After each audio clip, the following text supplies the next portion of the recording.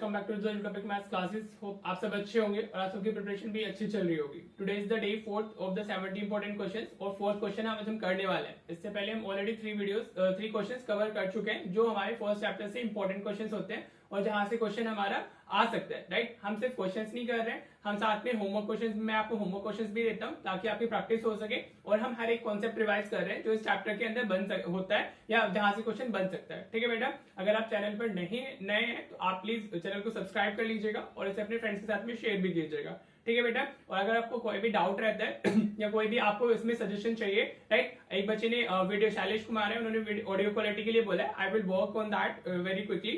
ठीक है बेटा, तो वो जल्दी रिजॉल्व हो जाएगा। अदर देन दैट, अगर आपको कंटेंट से रिलेटेड कोई प्रॉब्लम है, कोई भी डाउट रहता है तो वो भी आप कमेंट जरूर कीजिएगा। अगर कोई चीज समझ नहीं आती है तो आपको कमेंट करना है। जितना आप लोगों का इनपुट रहेगा उतना अच्छा मेरा आउटपुट आपको मिलेगा। ठीक है बेटा जी, I can include all your suggestions in my videos, जो आप भी देंगे, जो आप चाहते हो कि हम वैसे ही करें। ठीक है बेटा, तो चलो अब अपनी वीडियो क्वालिटी को 720 पिक्सल पे सेट कर लो ताकि आपको बोर्ड अच्छे से दिखाई दे। और हम स्टार्ट करते हैं अपना 4th question of the 70 important question. ठीक है बेटा, देखो वर्ड प्रॉब्लम्स भी कुछ सेट्स में आती है, ऐसा नहीं है कि हर सेट में सिर्फ वही प्रूव दैट रूट 3 या वैसे इंपॉर्टेंट ज्यादा वही है, लेकिन वर्ड प्रॉब्लम्स भी आती है हमारी फर्स्ट चैप्टर से। ठीक है, मेनली हमारी HCF and LCM based word problems होती है। आपको क्वेश्चन को अच्छे से रीड करना है and then you have to just recognise कि उसमें आपको एचसीएफ फाइंड करना होगा या एलसीएम फाइंड करना होगा। वो क्वेश्चन की लैंग्वेज से समझ में आ जाता है। राइट, बहुत इजी होता है और 3 मार्क्स में या 2 मार्क्स में इजीली आ सकती है। राइट बेटा जी, so if we read the question, हमें क्या बोला हुआ है, 3 sets of English, Hindi and mathematics books have to be stacked in such a way that all the books are stored copy-wise and the height of each stack is same।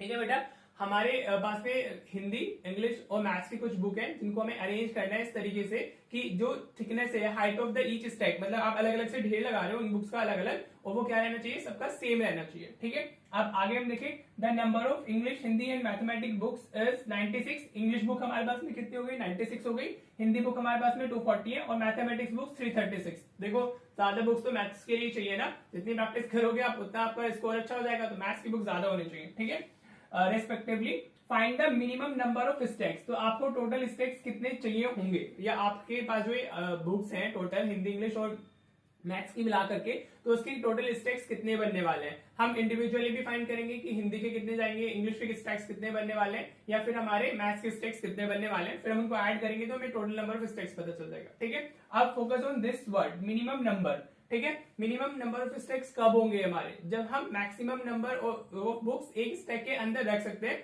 So that कि वो सबकी height same रहे। हमें maximum books को एक जगह arrange करना होगा ना, तो बेसिकली इस क्वेश्चन में क्या करना है, हमें एचसीएफ फाइंड करना है। ठीक है, ये सीबीएसई का काफी फेवरेट क्वेश्चन है। इसका दूसरा फॉर्मेट भी आता है, दूसरी फॉर्म भी आता है, in a seminar there are 60 English teachers, 96 Hindi teachers या मैथ्स टीचर, ऐसे भी बना देगा, but the form is same. आपको फाइंड इसमें एचसीएफ ही करना है। ठीक है, आपको सबकी हाइट सेम चाहिए ना, और मिनिमम नंबर चाहिए। मिनिमम नंबर के लिए मैक्सिमम वैल्यू होनी चाहिए ताकि हम वो सारे स्टैक्स की हाइट सेम रह सके। ठीक है बेटा जी, तो आपको कुछ नहीं करना है, आपको सिर्फ इसमें इसका एचसीएफ फाइंड करना है। ठीक है, so if we talk about the answer of this question, तो फिर सबसे पहले लिख लो नंबर ऑफ इंग्लिश बुक्स कितनी है हमारे पास में। थोड़ा सा भाई, अगर ये 3 मार्क में आया हुआ है हमारा, राइट बेटा, तो आपको क्या चाहिए होगा, इसको थोड़ा सा प्रेजेंटेशन भी चाहिए होती है ना। नंबर ऑफ इंग्लिश बुक्स हमारी कितनी है, 96। आप पूरा NUMBER लिखिएगा।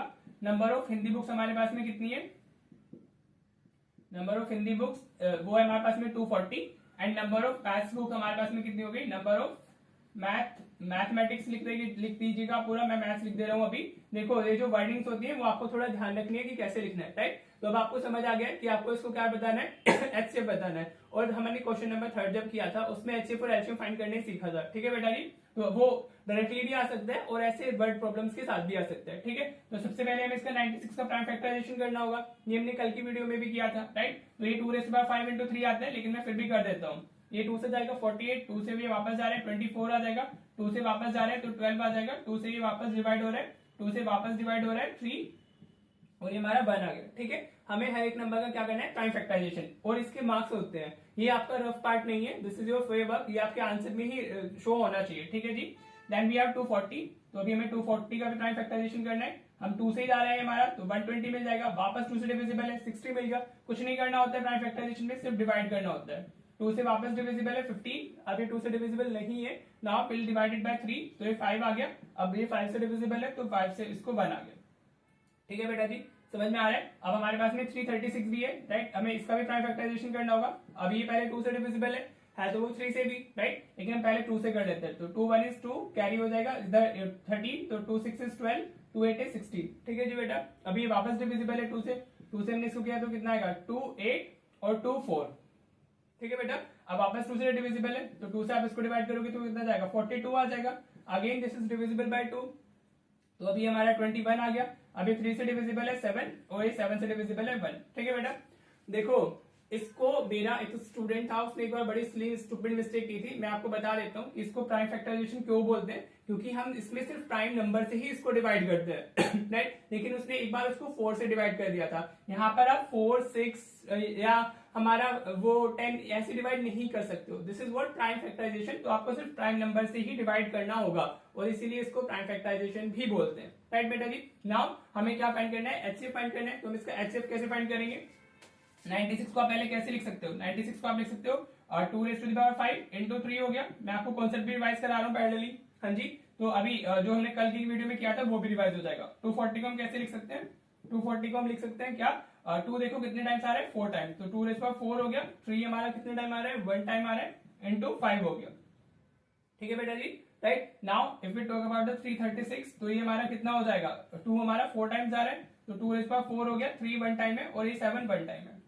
ठीक है बेटा जी, राइट। आपने इसको ऐसे लिख लिया, पहले एक्सपोनेंट फॉर्म में लिख लिया हमने इसको। नाउ एचसीएफ क्या होता है, एचसीएफ अगर आपने कल का क्वेश्चन देखा होगा तो मैंने वहां भी बताया आपको कि हम कैसे फाइंड करते हैं एचसीएफ। एचसीएफ होता है हमारा product of lowest powers of the common prime numbers. ठीक है, जो प्राइम नंबर्स हमारे हैं इसमें इन्वॉल्व, उनमें से कॉमन वालों का हमें कॉमन वालों की लोवेस्ट पावर्स को मल्टीप्लाई करना होता है, राइट बेटा। तो इसमें देखो 2 तीनों में आ रहा है और इसमें पावर 5 है, इधर 4 है, इधर 4 है, तो लोवेस्ट पावर क्या होगी 2 raised to the power 4 होगी। ठीक है बेटा जी, इंटू 3 3 3 तीनों में कॉमन है तो ये भी कॉमन प्राइम नंबर हो गया, तो इसको इंटू 3 भी कर देंगे। अब 5 सिर्फ इधर प्रेजेंट है, बाकी दोनों में नहीं है। 7 सिर्फ नीचे वाले में प्रेजेंट है, बाकी दोनों में नहीं है, तो they are not common prime numbers, तो आप सिर्फ ये यूज करोगे। तो हमारा एचसीएफ कितना आया 2 raised to the power 4 16 हो गया इंटू 3 48 आ गया।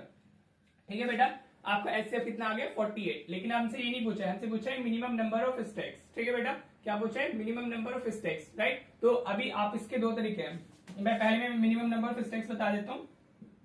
मिनिमम नंबर ऑफ स्टेक्स की अगर आप बात करते हो, स्टेक्स एक ढेर को बोलते हैं जहां पर आप सब कुछ इकट्ठा कर लेते हो, राइट। आप इन सबको ऐड कर दो और डिवाइड बाय 48 कर दो, तो आपको मिनिमम नंबर ऑफ स्टेक्स मिल जाएंगे। ठीक है बेटा जी, तो आपको क्या करना है 96 प्लस 240 प्लस 336 डिवाइडेड बाय 48 आपको करना है। ठीक है बेटा, राइट। आप सबको ऐड करके भी इसको 48 से डिवाइड कर सकते हो या इंडिविजुअली भी डिवाइड कर सकते हो इसको, राइट। मैं इंडिविजुअली करके बता रहा हूँ और फिर आपको ये भी देखो कॉमन डिनोमिनेटर शेयर हो सकता है ना, राइट। अगर आपको ऐड करके डिवाइड करना है तो वो भी सही है, बाकी ये कॉमन डिनोमिनेटर है तो ये हर एक टर्म को डिवाइड करेगा। ठीक है बेटा, तो आप वैसे भी कर सकते हो। अब 48 इंटू 2 96 हो गया। ठीक है, तो ये 2 आ गया। 48 इंटू 5 ये 240 होगा, तो ये प्लस 5 आ गया और ये हमारा 48 7 टाइम्स आएगा इसके इंटू 7, तो प्लस 7 आ गया। तो 5 plus 2 7, 7 plus 7 14 will be the answer for this question. ठीक है बेटा, हमारे जो मिनिमम नंबर ऑफ स्टेक्स हमें चाहिए होंगे वो कितने होंगे 14 होंगे। ठीक है, अब ये 2 क्या है, 2 will be the stakes of English. ठीक है, अगर आपसे पर्टिकुलर ई सब्जेक्ट के पूछे होते तो ये आपका आ जाता है 2। इंग्लिश के लिए कितने चाहिए होंगे, ये 2 हमारे किसके हैं इंग्लिश के हो गए। ठीक है, 96 divided by 48 96 divide by 48 is हमारा 2 स्टेक्स चाहिए होंगे इंग्लिश के लिए। Then this 5 is for the Hindi. आप इंडिविजुअली अगर डिवाइड करोगे तो ऐसे इंडिविजुअल सब्जेक्ट्स के भी आपको मिल सकते हैं, English Hindi and maths, and this 7 stakes चाहिए होंगे मैं मैथ्स के लिए। ठीक है बेटा जी, राइट। अगर उसने इंडिविजुअली पूछा होता तो हम इंडिविजुअली लिख देते, अभी उसने टोटल पूछा तो हमने टोटल फाइंड कर दिया विच इज 40, राइट। होप आपको ये क्वेश्चन अच्छे से क्लियर हो गया होगा and this is basically the favourite question of CBSE. अगर किसी न किसी सेट में तो ये दिख ही जाता है, मोस्ट प्रोबेबली आपके किसी आप में से किसी एक बच्चे के सेट में ये आ जाए, राइट बेटा। तो होप आपको अच्छे से क्लियर हो गया होगा। मैं भी 2 वर्ड प्रॉब्लम्स आपको होमवर्क में दे देता हूँ, उसमें बेसिकली उन दोनों में एलसीएम फाइंड करना है, राइट। तो आप वो अपने होमवर्क में कर लीजिएगा। ठीक है बेटा, होप आपको आज का क्वेश्चन समझ में आया होगा। चलिए अब हम अपने होमवर्क क्वेश्चन देख लेते हैं। देखो बेटा, ये 2 आपके होमवर्क क्वेश्चंस हैं, आप क्वेश्चंस को अच्छे से पढ़ लेना। In school there are 2 section, 2 sections दिए हुए क्लास 10th के। एक में 32, सेक्शन ए में 32 स्टूडेंट्स है और सेक्शन बी में 36 स्टूडेंट्स है। ठीक है, आपको बताना है determine the number of books required for their class library so that can be distributed equally among student of section A and section B. तो आपको कितनी ऐसी बुक चाहिए होंगी ताकि आप उनको इक्वली डिस्ट्रीब्यूट कर सको सेक्शन ए या सेक्शन बी में। ठीक है, तो basically what you need to find, आपको एलसीएम फाइंड करना है। ठीक है, इसमें जो सेकंड क्वेश्चन है उसमें भी आपको दोनों एलसीएम ही फाइंड करना होगा। You can see on a morning walk 3 persons step off together and their steps measure 40 centimetre, 42 centimetre and 45 centimetre respectively. What is the minimum distance? ठीक है, each should walk so that each can cover the same distance and complete steps. ठीक है, तो दोनों question ही हमारे किसके minimum word लिखा हुआ है, तो दोनों ही हमारे एलसीएम बेस्ड है, तो दोनों में एलसीएम फाइंड होगा। ये 3 ही इंपॉर्टेंट वर्ड प्रॉब्लम्स आती है हमारी फर्स्ट चैप्टर के अंदर से। ठीक है बेटा, होप आपको आज का क्वेश्चन अच्छे से क्लियर हुआ होगा, ये वर्ड प्रॉब्लम्स क्लियर हो गई होंगी। राइट बेटा, इन केस कुछ डाउट रहता है तो आप कमेंट कर दीजिएगा। ठीक है, और अगर आपको ये अच्छा लग रहा है every day each question one question हम कवर कर रहे हैं और जिससे हमारे सारे कॉन्सेप्ट्स रिवाइज हो रहे हैं और टाइप ऑफ क्वेश्चंस कवर हो रहे हैं, तो आप प्लीज कमेंट करके कमेंट सेक्शन में कुछ हार्ट वगैरह कुछ भी इसमें डाल दीजिएगा so that I can check कि यू आर सीरियस इनफ और आपको मजा भी आ रहा है। ठीक है बेटा जी, तो चलो मिलते हैं फिर हम क्वेश्चन नंबर 5 में कल। ठीक है बेटा, till then practise your these questions, जो मैं कराता हूँ वो भी आपको करने हैं और दोनों होमवर्क क्वेश्चंस तो करने ही होते हैं। ठीक है बेटा, चलिए मिलते हैं फिर कल हमारा अपनी नेक्स्ट वीडियो में। Thank you so much for watching the video.